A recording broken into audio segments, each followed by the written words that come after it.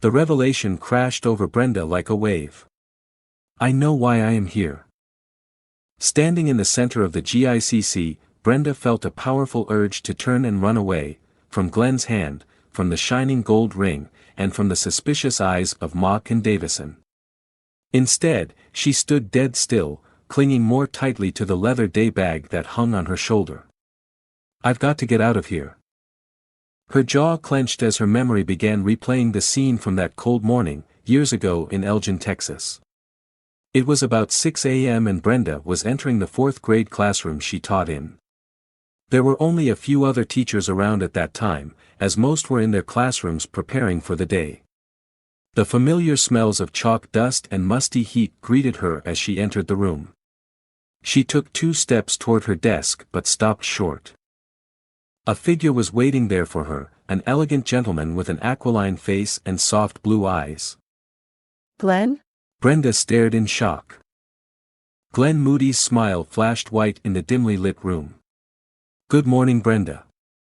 Surprised to see me? His voice was soft and playful. Brenda hurried over and warmly embraced her friend and asked, What in the world are you doing here? You're looking good, Moody said, smiling. He motioned to Brenda's trim waistline. Your exercise regimens are paying off. You're in good shape. I'm just trying to make you feel old. Brenda said, playfully. It's great to see you. What's up? What brings you to Elgin?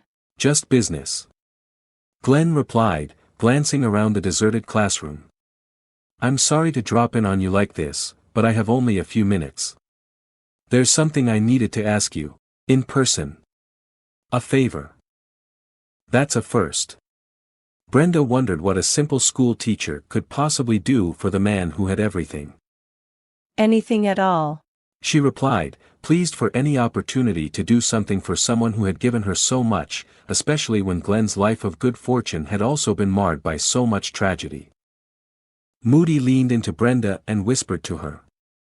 I was hoping you would consider looking after something for me.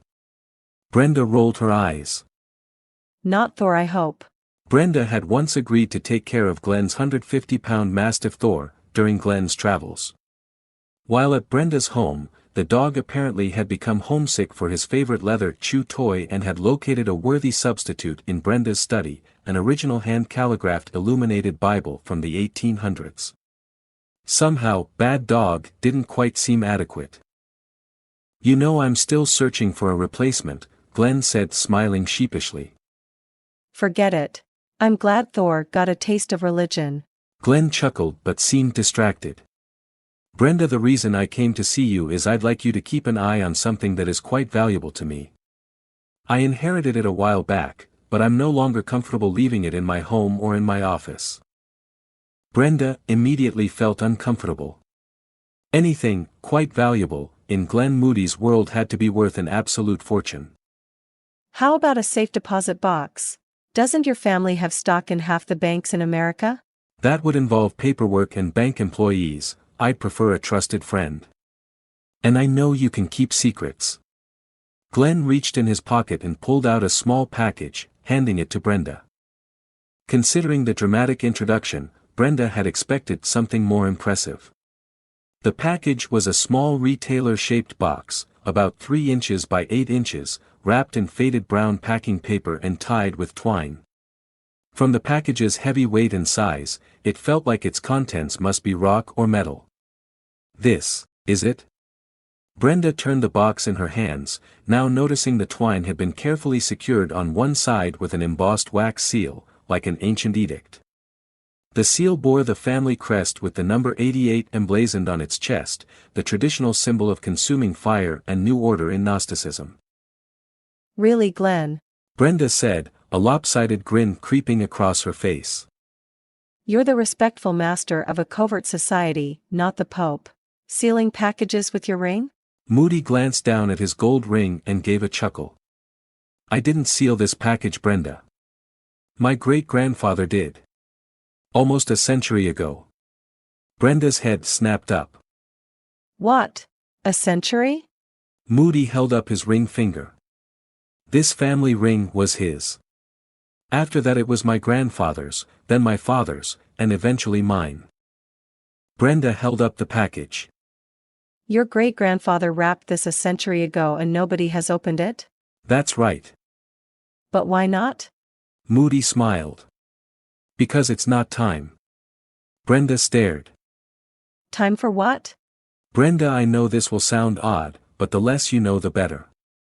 Just put this package somewhere safe, and please tell no one I gave it to you. Brenda searched her mentor's eyes for a glint of playfulness. Glenn had a propensity for dramatics, and Brenda wondered if she wasn't being played a bit here. Are you sure this isn't just a clever ploy to make me think I've been entrusted with some kind of ancient Gnostic secret so I'll be curious and decide to join? Glenn shrugged. The Gnostics do not recruit, you know that. Besides, you've already told me you'd prefer not to join.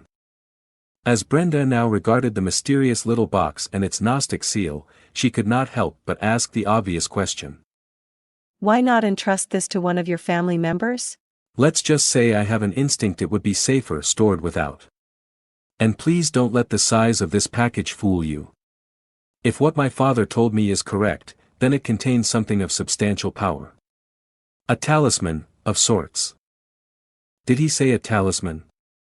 By definition, a talisman was an object with magical powers. Traditionally, talismans were used for bringing luck, warding off evil spirits, or aiding in ancient rituals. You do realize that talismans went out of trend in the Middle Ages, right? Glenn wrapped his arms around Brenda and whispered in her ear. I know how this sounds, Brenda. I've known you a long time, and your skepticism is one of your greatest strengths. It is also your greatest weakness. I know you well enough to know you're not one I can ask to believe, only to trust. So now I am asking you to trust me when I tell you this talisman is powerful. I was told it can infuse its possessor with the ability to bring a new order. This talisman, Moody placed his hands on Brenda's shoulders and looked her straight in the eye, would be dangerous in the wrong hands, and unfortunately, I have reason to believe powerful people want to steal it from me. His eyes were as serious as Brenda could ever recall. I would like you to keep it safe for me for a while. Can you do that? That night, Brenda sat alone at her kitchen table with the package and tried to imagine what could possibly be inside. In the end, she simply chalked it up to Glenn's oddness and locked the package in her library's safe, eventually forgetting all about it. That was, until this morning. The phone call from the man with the southern accent. Oh, Miss Teague, I almost forgot. The assistant had said after giving Brenda the specifics of her travel arrangements to Texas. There is one more thing Mr. Moody requested. Yes? Brenda replied, her mind already moving to the lecture she had just agreed to give. Mr. Moody left a note here for you. The man began reading awkwardly, as if trying to decipher Glenn's penmanship. Please ask Ms. Teague to bring the small, sealed package I gave her many years ago. The man paused. Does this make any sense to you?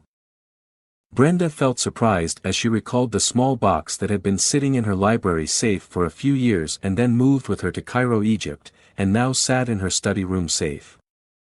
Actually, yes. I know what Glenn means. And you can bring it? Of course. Tell Glenn I'll bring it. Wonderful. The assistant said, sounding relieved. Enjoy your speech tonight. Safe travels. Before leaving home, Brenda had dutifully retrieved the wrapped package from her safe and placed it in her shoulder bag. Now she was standing in the GICC, feeling certain of only one thing. Glenn Moody would be horrified to know how badly Brenda had failed him.